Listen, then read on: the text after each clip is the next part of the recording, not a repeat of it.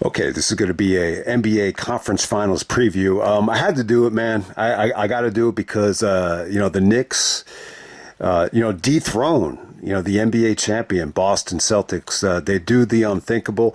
I was a little bit shocked. The first two games in Boston, shocked the shit out of me. Ultimately, now that it's over with, it's a little bit bittersweet. I did not want to see Jason Tatum get hurt. Feel really bad about it. It really brought on a lot of negativity. Seeing Tatum get hurt with the Achilles, and there's been so many injuries. With Dame tearing his Achilles, Steph Curry, hurting his hamstring. Jason Tatum. It's a shame because he's still so young, but it just kind of hit me. He's just played a lot of basketball over the last couple of years. I mean, he's been playing deep into the playoffs every single year since 2018, and maybe it all caught up to him. I think the injuries just caught up to the Celtics. I think Holiday was banged up. Jaylen Brown had a good effort. He did the best he could battling through the bad knee. You knew Porzingis was going to have something that was going to take him out of the series, and that's exactly what happened. He had like some sort of viral infection. So yeah, everything bounced right for the Knicks. The Celtics missed a ton of threes in the fourth quarters in Boston, and I just thought Brunson was brilliant down the stretch. So was Bridges, coming up with those big defensive plays. But I'll tell you this though, like when the Knicks got to the Garden, though, you just weren't happy with the way they were playing against the Celtics. I mean, to give Tatum credit, he was fucking brilliant in Madison Square Garden, and it was a downer, man. Just to see him get hurt, I wanted to see the Knicks win, and they probably still would have won if Tatum didn't get hurt. But just to see Tatum go down, it just hit me like it's just like, man, it's just what is the reward, for busting your ass and becoming a great basketball player and dedicating your life to basketball? It's like, is the reward to tear your Achilles? And, Tatum is kind of young to tear his Achilles, but it just, I don't know, man. I guess the only option is, let's go on YouTube and let's look up ways where you can prevent getting injured. Like, that's what really hit me more than anything about the series. But onto the bright side, the Knicks get the job done. They were pretty dominant, once they were able to close this thing out. I mean, give the Celtics credit. They put up a fight. Jaylen Brown said that he's excited about next season because he'll finally get to be the man. It's just kind of weird that he used the word excited, even though he did seem a little bit upset, and a little bit worried that Jason Tatum did get hurt. But, I definitely think, Brown is probably excited to see what he can do by being the man. But I just don't think he's made out for that. I just don't think he's like that type of guy where he could be a facilitator and lead the team. But onto the bright side, the Knicks actually win the series. I definitely think Brunson was brilliant down the stretch. You're not crazy about Karl Anthony Towns, but, he had some good moments. It just seems like he needs to get his ass kicked and lose before he, puts forth like max effort at times. He's got such a strange game. It's a strange situation what's going on with Minnesota, with Randall playing as good as he's playing, and then I think the trades worked out well for both teams, no matter how you slice it. I think Bridges has really hit his stride at this time, and Josh Hart is still just being a great defender, him playing his ass off, but still, man, I think I mean, Jalen Brunson, man, like I would not want the Knicks to have any other leader besides Jalen Brunson. I mean, he's such a great leader. His determination is just, off the charts. And lo and behold, who's standing in the way? It's the Indiana Pacers. That's the only thing keeping the Knicks from getting to the finals.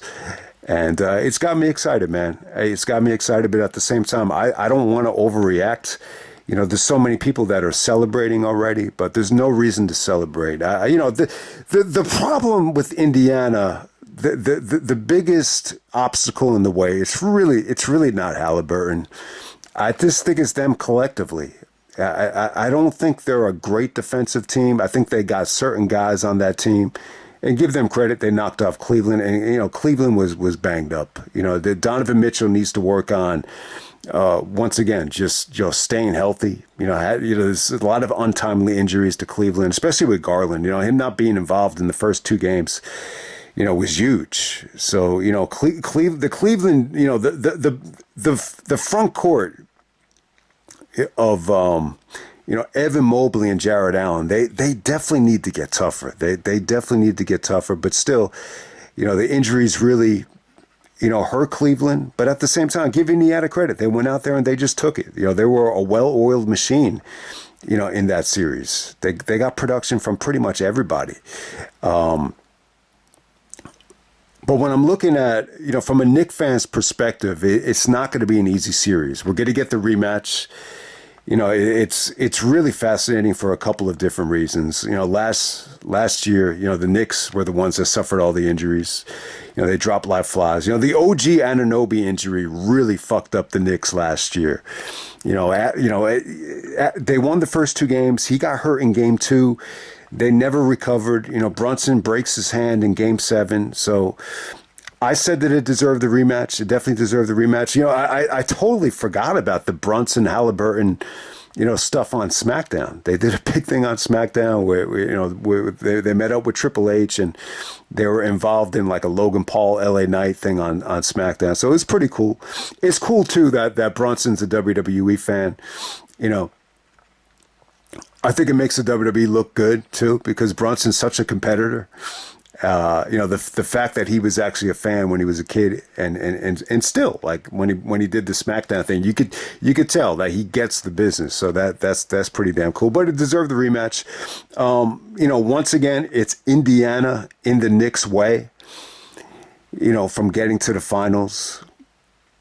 Where, the Knicks and Pacers have had, this is a rivalry that's going back to 93 with the Starks headbutt to Reggie and Reggie Miller, antagonizing Spike Lee, and which is still the most amazing thing I've ever seen on a basketball court. Reggie's performance in game 5 of the 1994 Eastern Conference Finals where he gives the choke sign to Spike. That's the highlight, though. I know the 8 points in 8 seconds gets more love and everything, but hey, that 25 points in the fourth quarter.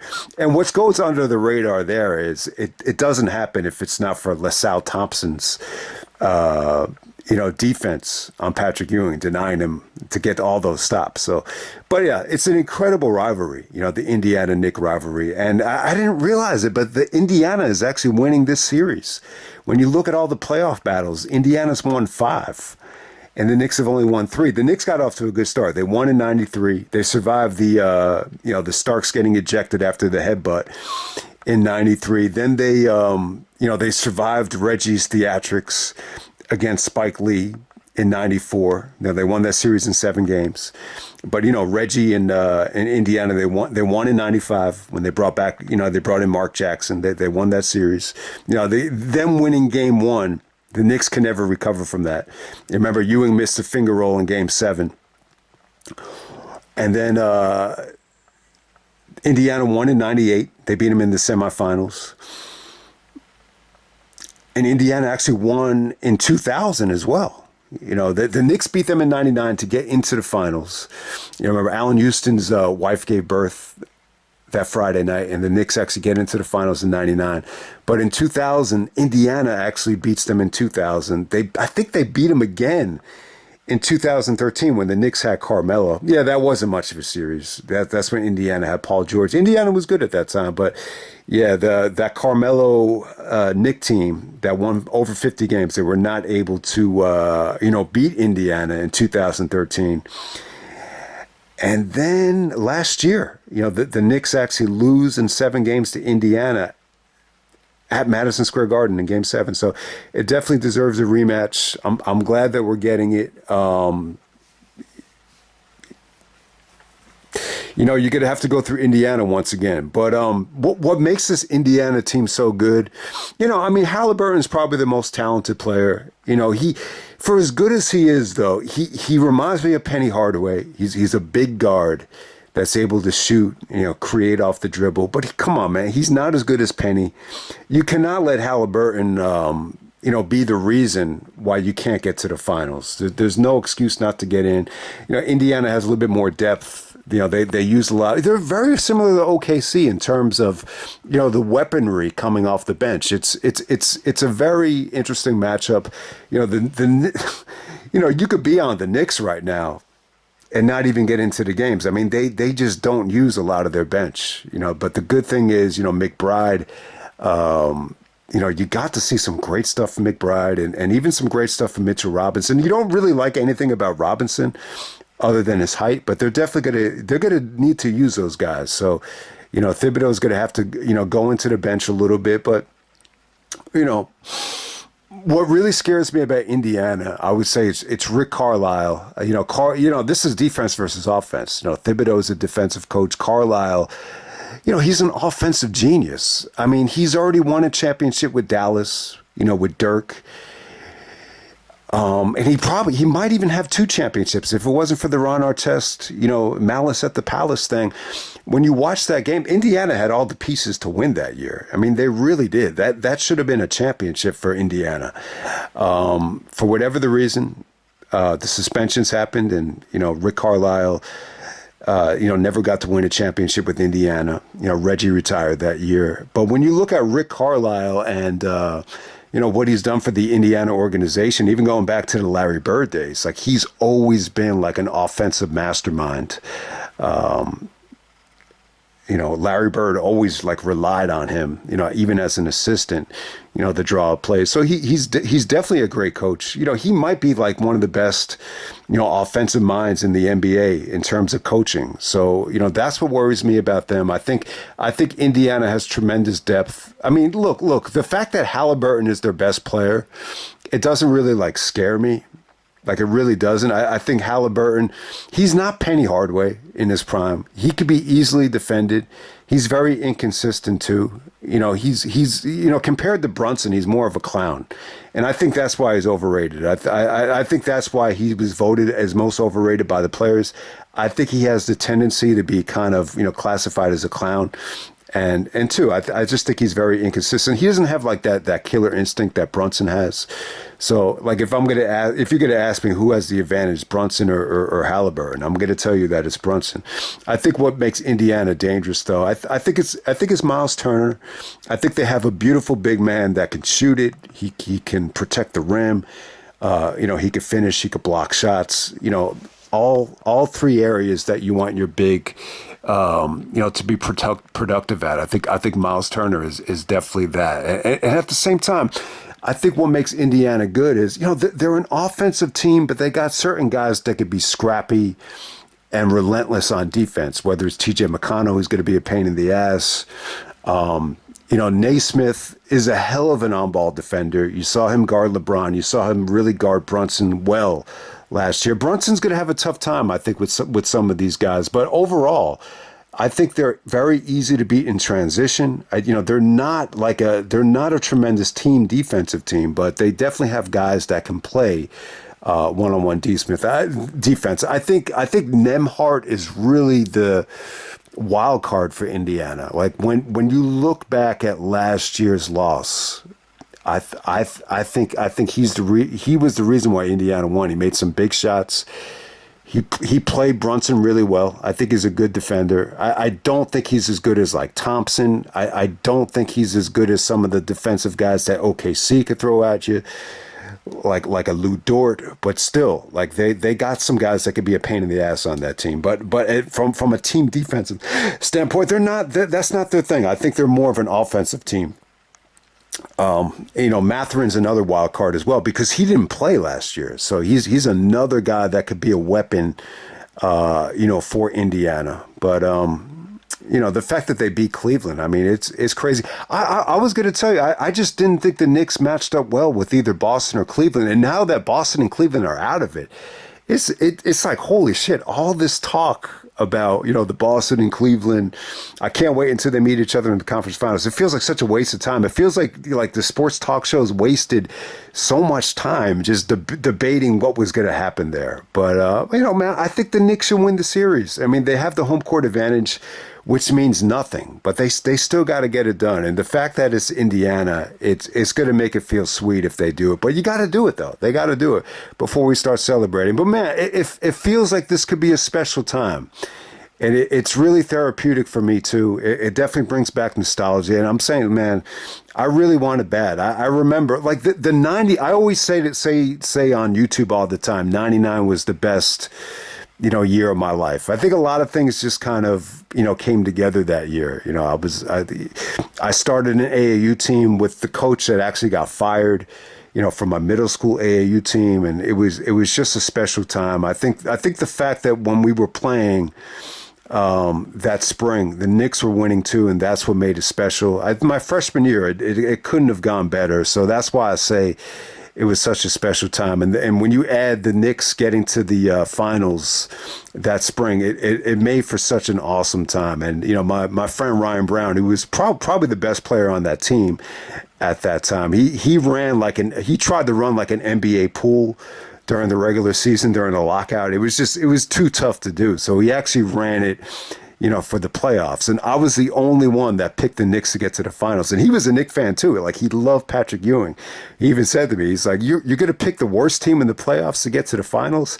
And I said, trust me, man, this Knicks team is great. Like, once they hit the stride, they're going to actually get to the finals. But, they didn't win the finals. So I would just hate it, though, if the Knicks get to the finals and they lose in 5 games, just like the Yankees did. When you get to the finals, though, man, we got to make it competitive. This needs to be a much better NBA Finals. And let's face it, like, the finals have sucked the last couple of years. Miami-Denver was a gentleman's sweep. That was not competitive. Boston and Dallas probably got Luka traded, so that was a bad finals. We need to have a good finals. And plus, you don't want it to be one of those finals where the Knicks aren't competitive. The last time they made it to the finals against the Spurs, Ewing, I think he even tore his Achilles and he couldn't play in the finals. So, but hey, before we even start thinking about the finals, we got to go through Indiana. It's a good team. Halliburton's a clown. He's talented. But he's a clown, though. He should not keep the Knicks from getting into the finals. If there's one guy you got to be worried about, it's just Indiana as a whole being coached by Rick Carlisle, because he's a good coach. Give him credit. It's not going to be easy. But I want it bad, though, man. I want it really bad. I can't get credit for playing basketball anymore. The only people that are going to, know how good I am or how much effort I put into it are the guys that, most people don't see. But I still love the game, though. I still love it more than anything.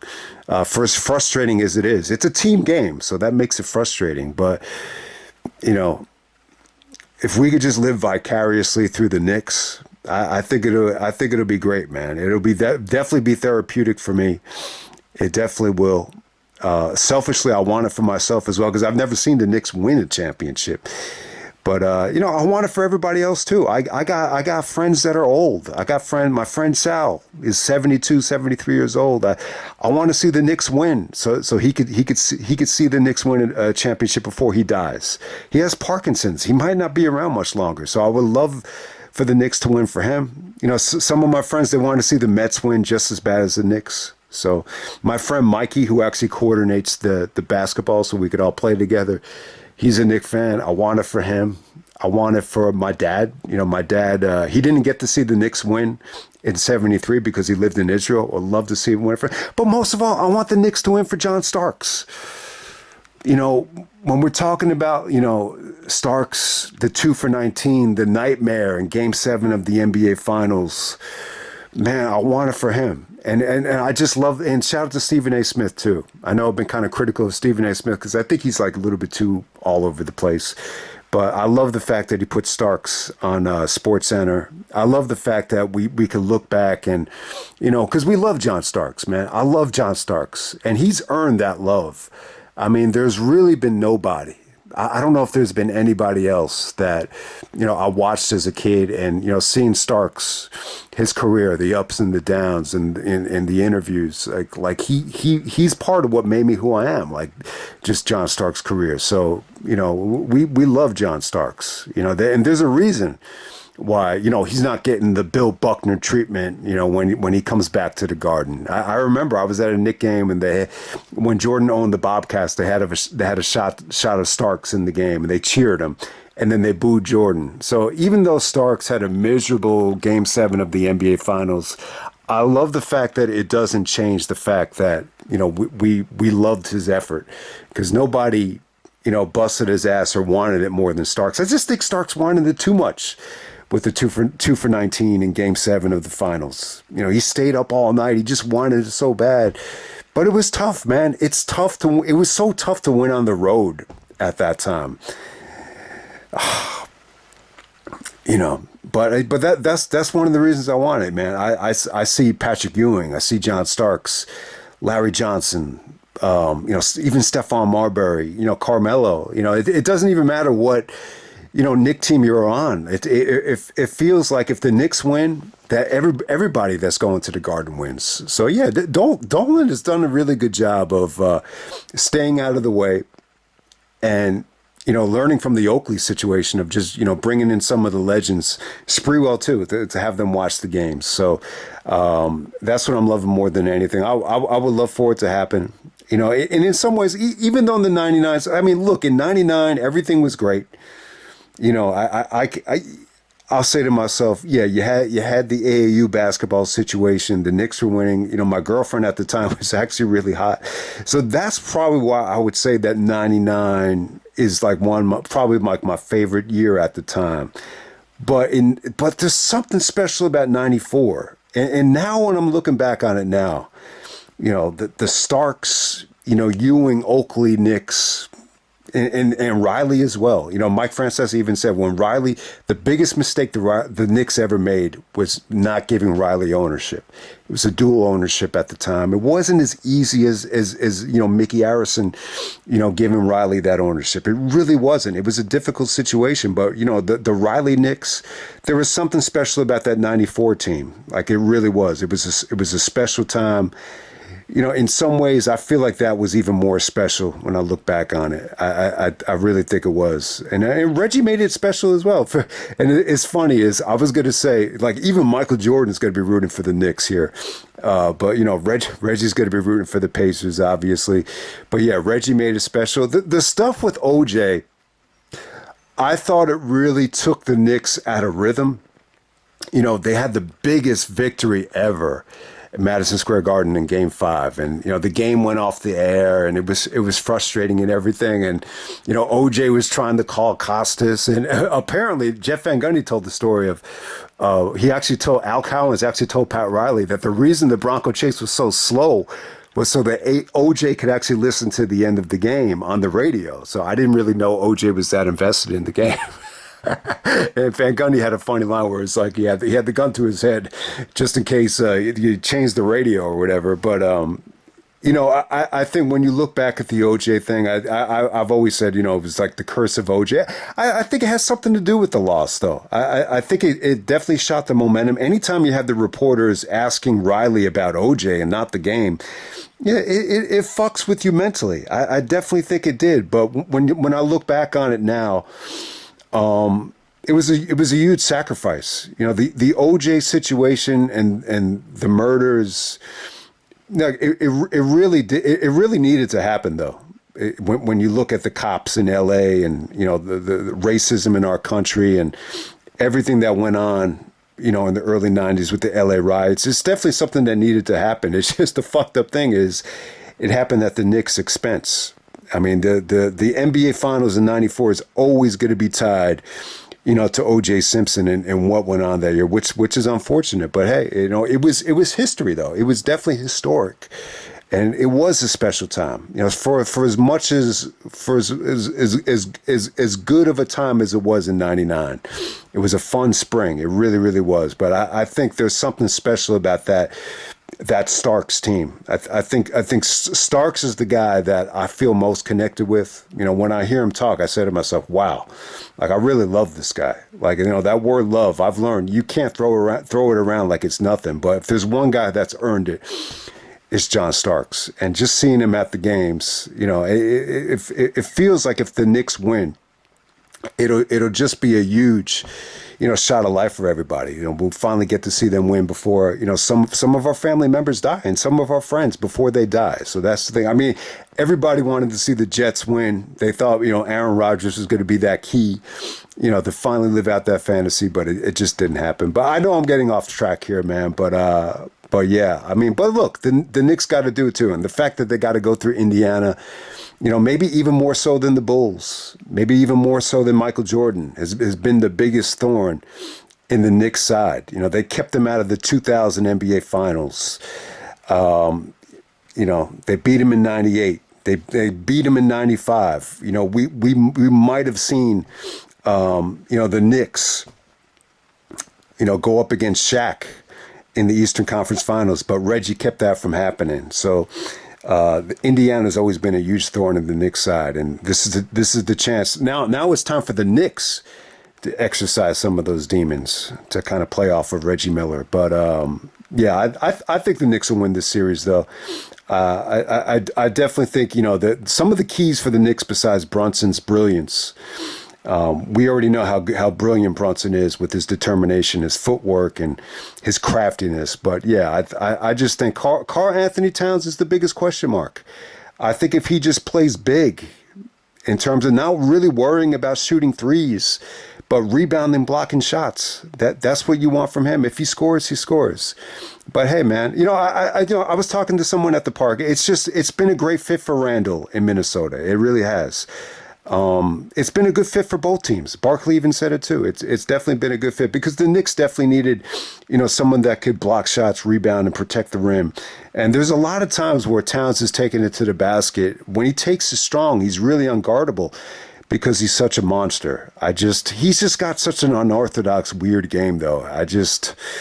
Man, it's tough. It's definitely tough. But yeah, I think the Knicks will win the series. OG Anunoby's another key, though, man. He's gotta stay healthy. I'm just worried about, the Knicks getting injured because they play so many starters, so many minutes. But hopefully they'll hold in there and take the series. I think they will. I mean, I don't really fear Indiana, and plus, Indiana got a little bit lucky. They had the Dame injury situation, which I think really hurt the Bucks.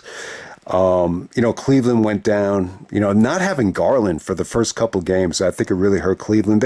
Cleveland had multiple injuries. So, I think a lot of things broke right, for Indiana, but give them credit though.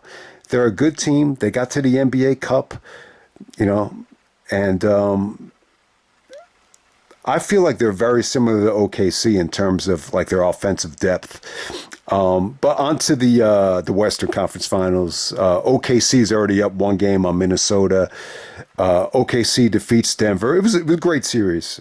I got to say, a great series. I think the biggest takeaway,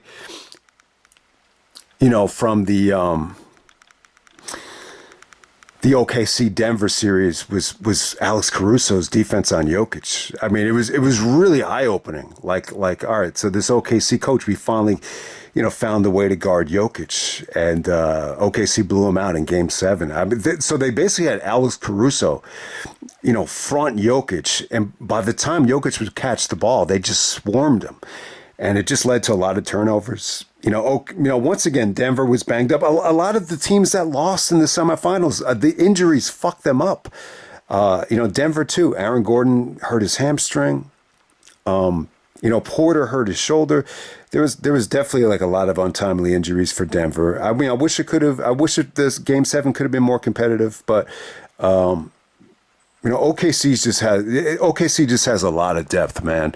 I mean, what they can do on defense with Caruso's, versatility, the fact that he's such a good defender, to be able to guard Jokic and front him like that because he's so strong and he's so relentless. That's how they were able to do it. But they got a lot of different guys that they could throw at you defensively. I think Lou Dort, that's how he got a job in the NBA, just being able to play hard. And he's still a good defender. And if he plays Brunson in the finals, he'll give Brunson a tough time. But really, besides Shea's brilliance, the ball is in Shea's hand a lot. So you still worry about guys, being forced to be a playmaker, once OKC has the ball in a half-court set. But I think what really makes OKC great is the depth. I mean, Case and Wallace, really impressive, man. Defensively, his ability to finish with either hand. Like a lot of these guys that OKC could bring off the bench, I mean, they could play. They can make wide open shots. They're good defenders.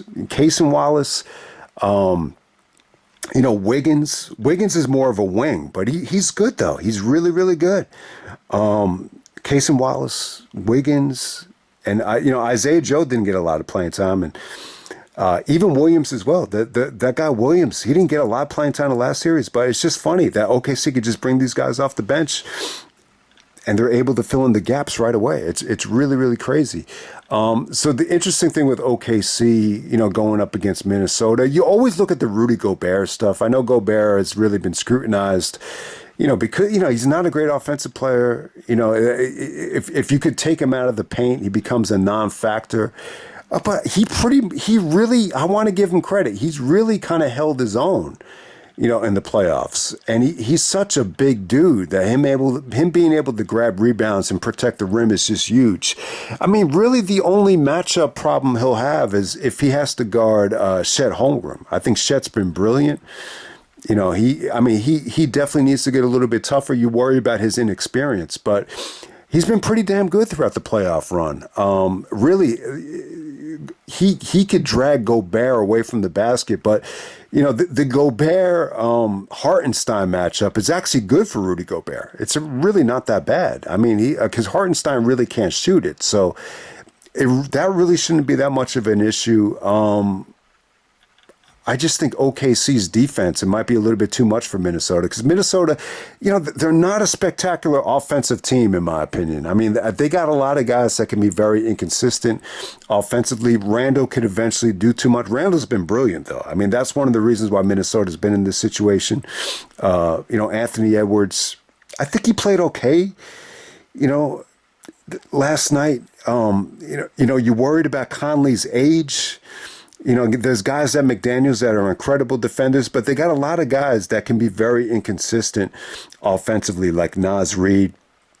So we'll see. I mean, look, I think, Minnesota, if Minnesota gets to the finals and plays the Knicks, it'll be a hell of a storyline because you have the DiVincenzo Villanova factor. I think that would be cool. You have, the commercials actually airing right now with AT&T, so that would be cool. Then you have the Randall, playing the Knicks situation, so that's a good storyline. My friend Juan, really the only guy that could really guard me when we play, pickup games. He really is a huge Minnesota fan, and he's a great guy. I really love him. He's even though we compete hard against each other, it's really one of the few friends I have where it doesn't really affect our relationship off the court. So so he loves Minnesota because he loves Kevin Garnett and he likes Anthony Edwards. So I'll be really happy for him if Minnesota gets to the finals. I mean, I think that would be cool. But just the way OKC looks, I think they're pretty much got all the bases covered. I think you see a little bit of times with Jalen Williams. J-Dub. I know they got a couple guys named, Jalen Williams on the team, but Jalen Williams, the defender, the J-Dub dude, he really was awesome defensively, against Denver. Specifically, I think in Game 5, he was terrific. And, how he's able to create, fast breaks and everything. But in a half-court set, you worry about a lot of guys, especially Lou Dort, too. He's improved his shooting, but when you actually have to rely on those guys, when you double-team Shea and take the ball out of Shea's hand, maybe the best option is just to play Shea straight up. Because, anytime you commit to them, the ball moves pretty well where they could find that open guy. But, give Shea Gilgeous-Alexander credit, man. This should be an interesting series. I think, you saw a lot of chippiness between Shea and between Anthony Edwards. I think Anthony Edwards even threw the ball at him. And then Shea had an and one where he gave Anthony Edwards the death stare. So that's pretty cool. So it's really a great matchup between the two big young stars in the NBA. But yeah, I mean, when are they going to give Shea the MVP? It feels like it's taken forever, but hopefully they should announce it soon. That would send the basketball world into an uproar if Jokic somehow wins the fourth MVP. I don't think he will, but there's always a possibility.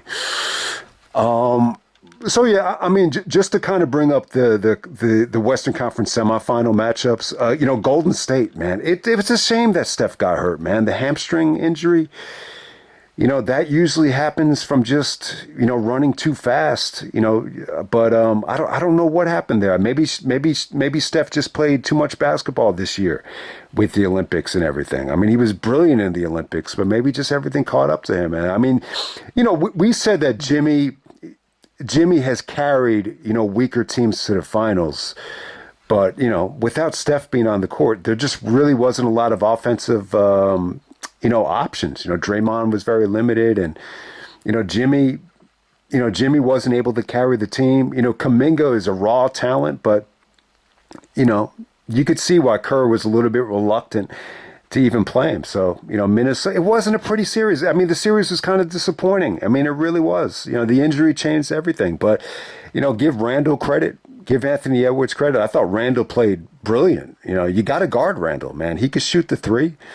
And, he could cause a lot of havoc when he's taking the ball to the basket. He draws a shitload of attention. He's a great player. I mean, he really is. And look, I think Denver was just too banged up. I think the Michael Porter Jr. I think Jamal Murray's had a rough season. I just think he, he's been battling through a lot. All those guys just battled through a lot of injuries. And the key to Denver's success was Aaron Gordon. And when he went down, but give him credit, he tried to play through the injury. It was a grade 2 hamstring strain, which he shouldn't have been playing on. But give him credit, but the Denver was just ineffective. They got ran out of the building by Alex Caruso of all people. But hey, man, Caruso is tough as hell, man. If you want to be small and white and play in the NBA today, you got to be like Alex Caruso and TJ McConnell. You have to be scrappy, gritty, and everything. But well, hey, man, we'll see if the Knicks can win it. We'll see if the Knicks and my man Jalen Brunson can lead the Knicks to the promised land, the NBA Finals. I need it too, man. I really do need it.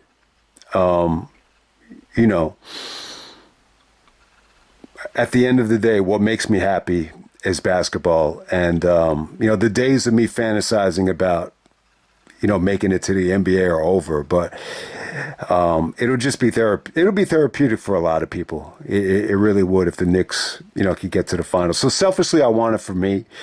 But more than anybody, I want it for the people that, aren't going to be here that long, like my friend Sal.